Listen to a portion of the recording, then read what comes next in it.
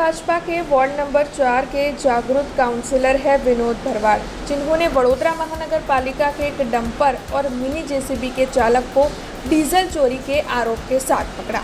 अब इस मामले में तुरंत ही अधिकारियों को मौके पर बुलाया गया, जबकि व्हीकल पूल के अधिकारी जगदीश बांबोर ने धर्मेश राणा के साथ संकलन कर जांच की और व्हीकल पूल के ड्राइवर मोहम्मद सलमान को उनकी ओर से क्लीन चिट दी गई।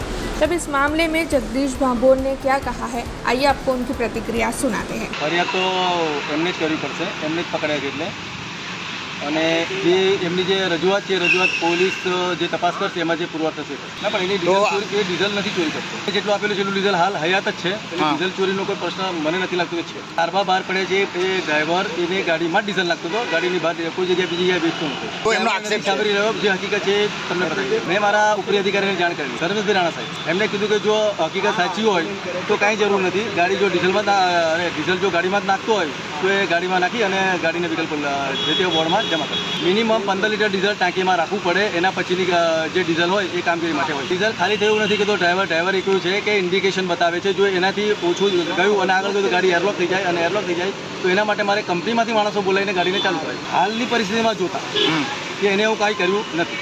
हमसे जुड़े रहने के लिए हमारे YouTube चैनल को सब्सक्राइब करें और नई वीडियो की नोटिफिकेशन के लिए बेल आइकॉन को दबाएं।